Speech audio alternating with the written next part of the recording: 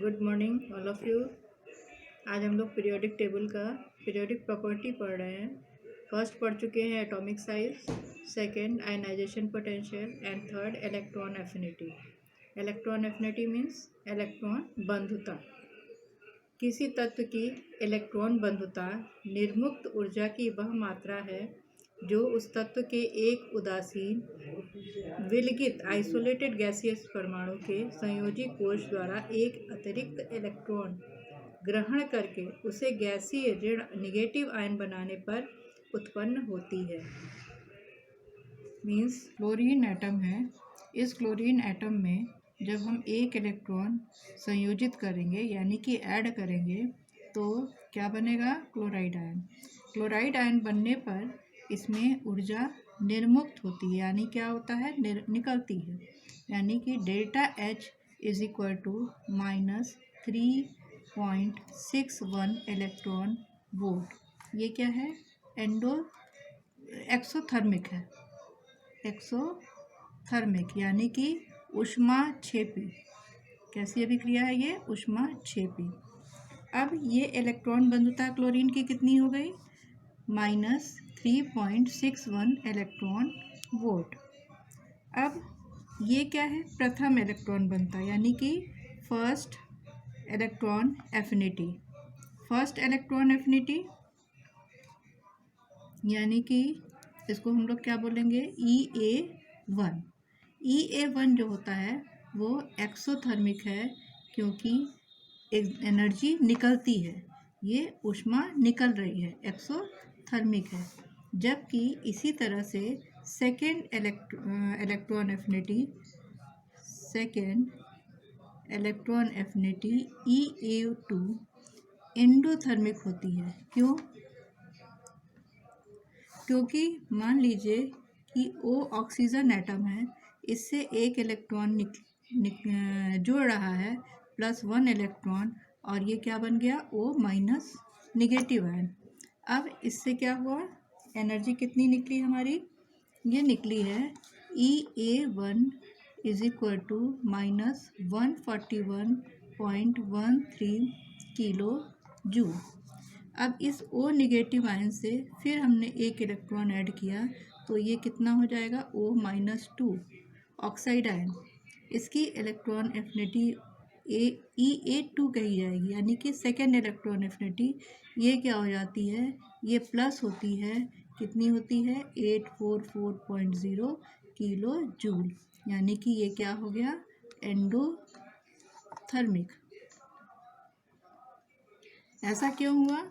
क्योंकि यहाँ जो है O- है। अब इस O- में एक इलेक्ट्रॉन जब और ऐड होगा तो उनके बीच क्या हो जाएगा? प्रतिकर्षण हो जाएगा। इस प्रतिकर्षण के कारण हमें क्या होगा? एनर्जी देनी पड़ेगी, निकलेगी नहीं। यहाँ एनर्जी निकल रही है, रिलीज़ हो रही है।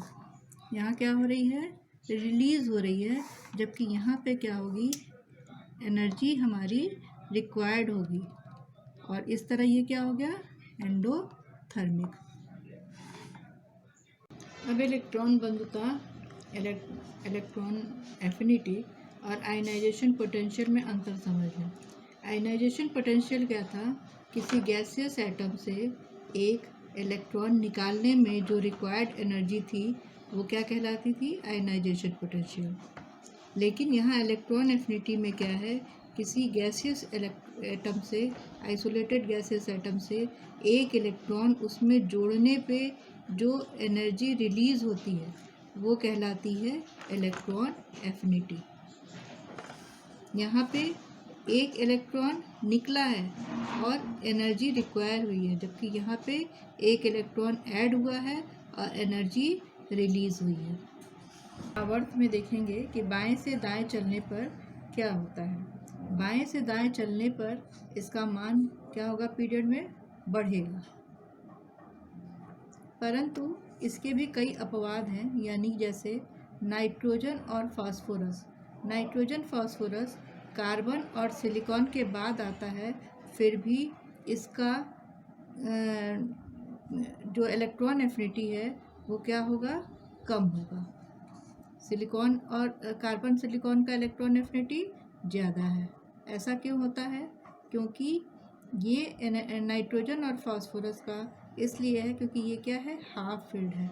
हाफ फील्ड मीन्स ये इसका इलेक्ट्रॉनिक कन्फिग्रेशन 2p3 है और इसका इलेक्ट्रॉनिक कन्फिग्रेशन 3p3 है। हाफ फील्ड जो होता है वो अपने दूसरे वाले से उसकी इलेक्ट्रॉन एफिनिटी कम होती है या शून्य होती है। इसी तरह से जब हम लोग वर्ग में चलते हैं, वर्ग मीन्स ग्रुप में ऊपर से नीचे जाते हैं तो इलेक्ट्रॉन एफिनिटी घटती है, परंतु यहाँ पे भी क्या है, कुछ इसके अपवाद हैं। जैसे कि फ्लोरीन के बाद आता है, पहले फ्लोरीन होता है फिर क्लोरीन होता है, लेकिन यहाँ पे फ्लोरीन का जब घट रहा है तो फ्लोरीन की इलेक्ट्रॉन एफिनिटी ज़्यादा होनी चाहिए, इसकी कम होनी चाहिए, पर ऐसा नहीं है। फ्लोरीन की इलेक्ट्रॉन एफिनिटी कम होती है और क्लोरीन की इलेक्ट्रॉन एफिनिटी ज़्यादा होती है। ऐसा क्यों होता है? क्योंकि जबकि दोनों, इसका साइज़ छोटा है, इसका जो साइज़ है वो क्या है, छोटा है, और इसकी साइज़ बड़ी है, पर इलेक्ट्रॉनिक कन्फिग्रेशन क्या है, दोनों का सेम है। लास्ट में क्या है, P5 इसमें भी है, P5 इसमें भी है, लेकिन इसका कम है, इसका ज़्यादा है। ऐसा इसलिए होता है कि F के जो आउटर मोस्ट पे है, इसका इलेक्ट्रॉन डेंसिटी क्या होती है, ज़्यादा होती है।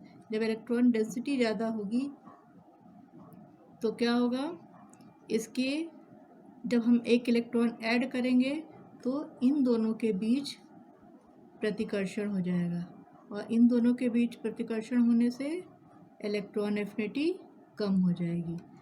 जबकि इसमें क्या होता है, ऐसा नहीं होता है। क्लोरीन की इलेक्ट्रॉन डेंसिटी कम होती है और फ्लोरीन की इलेक्ट्रॉन डेंसिटी ज़्यादा होती है।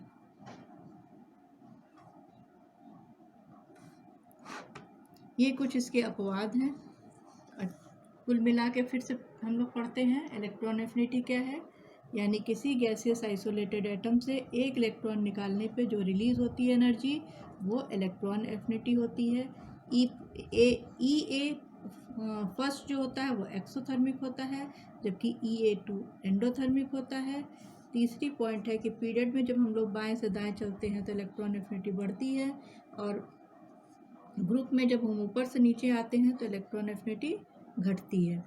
लेकिन इसमें भी अपवाद है, नाइट्रोजन फास्फोरस का कम होता है क्योंकि ये हाफ फील्ड है कार्बन सिलिकॉन की अपेक्षा, और फ्लोरीन के बाद आता है, फिर भी फ्लोरीन का कम होता है और क्लोरीन का ज़्यादा होता है। ऐसा इसलिए होता है क्योंकि इलेक्ट्रॉन डेंसिटी फ्लोरीन की ज़्यादा है और क्लोरीन की कम है। अब हम इसके आगे हम लोग इलेक्ट्रोनेगेटिव पढ़ेंगे, जो कि कल पढ़ेंगे।